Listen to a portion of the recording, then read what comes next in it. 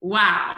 So thank you all for being here, and thank you for this nomination. Thank you for your trust and your energy. It is such an honor to be your candidate and to come after such an incredible history of amazing politicians in Toronto-Danforth, to stand on the shoulders of Jack Layton, Craig Scott, Min Suk Lee, all of whom have done so much for the riding. It's a real honor. And to know that I get to work with Peter Tabbins and Paula Fletcher and Jennifer Story, I mean, how lucky does a person get? I also want to take a minute to thank all the folks at the Riding Association who are behind the scenes today, who made this happen. For so many weeks now, you've been making calls and getting ready and working away, and you've made this night go smoothly and be such a huge success. So thank you so much. I also want to thank Mike for chairing tonight. It means a lot to have you here. Michael, thank you for the land acknowledgement and sharing your story and your support. Jagmeet, thank you for taking the time out of your schedule to be here and support NDP candidates across Canada. That's really amazing and really just shows your leadership. Peter, thank you for your inspiring remarks. Paula, that fundraising pitch, amazing, thank you. And especially thank you to Amber and Rosette for nominating me. Your support means more than I can say. Thank you also to my amazing partner, Jamie, who is off wrangling the kids so that I can do this. You really are our family's rock. There's one other person I want to call out specifically, and that's my mom. And I know that it sounds cliche to thank your mom, but I've got to do it. My mom is a really big part of why I'm here today. Many of you on the call tonight will know that my father died when I was 10 years old. And that's a big event for a kid. But what was bigger was watching my mom run her small business on Queen Street, work 6 days a week, raise 4 daughters on her own. That's what shaped me. I learned from my mom what it means to put the well-being of others ahead of yourself. She showed me that a regular person, your average mom, could do extraordinary things. And as I got older, she encouraged my budding activism. When the Mike Harris cuts led to protests and pickets at my high school, she sent me out the door to go and join the line. She gave me Greyhound bus fare to travel to Quebec City to protest the free trade area of the Americas. She helped me get my first Alterna line of credit so that I could go to the University of Oxford and study social policy. And then she marched with me at the Women's March in 2017, holding a sign that read, "Sex worker rights equal human rights." My mother taught me to be loud because change is never quiet. She taught me to stand up for what is right and what is just, and that no matter how hard or dark it gets, be a light because better days are coming.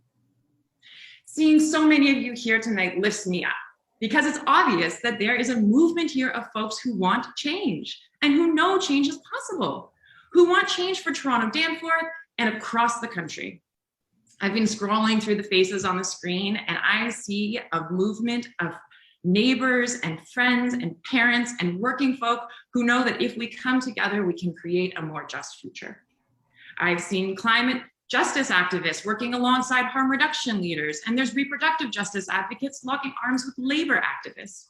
We have many different issues that drive us, but we know that when we come together with a steadfast determination to confront injustice, anything is possible. And we also know that the injustices are real and systemic, and we need to name them, and we need to be clear. Canada committed and continues to benefit from the genocide of our Indigenous hosts on Turtle Island. Systemic racism is killing our Black community members, like Regis Kuczynski-Paquette. Hate is killing our Muslim and Asian communities.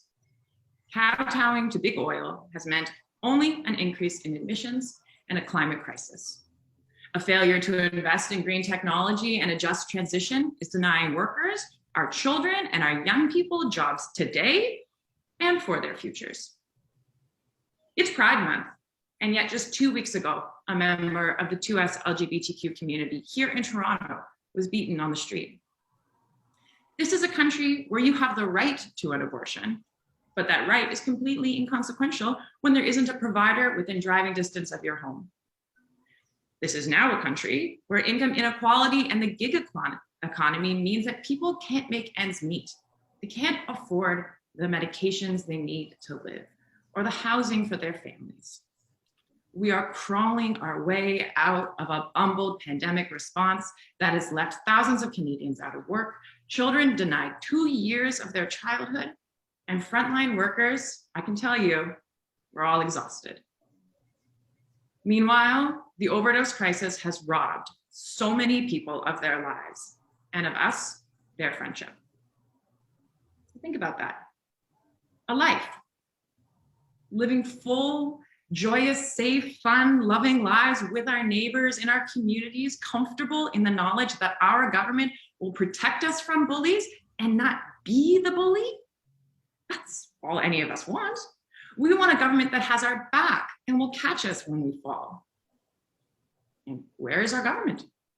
Here in Toronto-Danforth, a badly needed transit line is being built above ground south of Gerrard, and instead of listening and working with the community, the approach is being driven by profit demands of private developers. Where are the Liberals? Where is our MP? Silent. It's not their issue, they say. Meanwhile, they're giving $4 billion to the project and failing to hold the province accountable to their own federal infrastructure legislation. So I ask again, where is our MP? And she's silent, just like she's been silent on sexual misconduct and abuse in the armed forces. How can this be a government led by a so-called feminist and a riding with a woman MP when all we hear is silence? What kind of feminism ignores and silences the voices of women? Well, rest assured, we won't be silent. I look at your faces, I meet our neighbors on the sidewalk and the parks, and I don't hear a quiet despair. What I hear over and over again is hopefulness. Hopefulness that we can overcome our challenges. We can make real progress towards a better tomorrow. I see a group of people who know an MP ought to be one who meets people where they're at, takes the time to hear about their lives and their struggles. An MP who doesn't work for the Prime Minister, but works for the people of Toronto-Danforth. I look at your faces and I know change is coming, and change isn't quiet.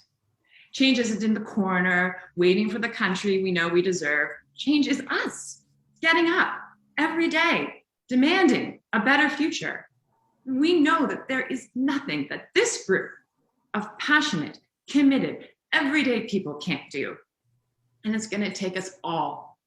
Each of us, from our 4-year-old who was here earlier to our oldest Toronto-Danforth residents. We are going to have to work harder than ever before. We are going to have to be bigger and louder than ever before. We're going to have to be the change we want to see, the movement we've been waiting for. I am so honored. I am so ready. Let's get to work together. Thank you so much.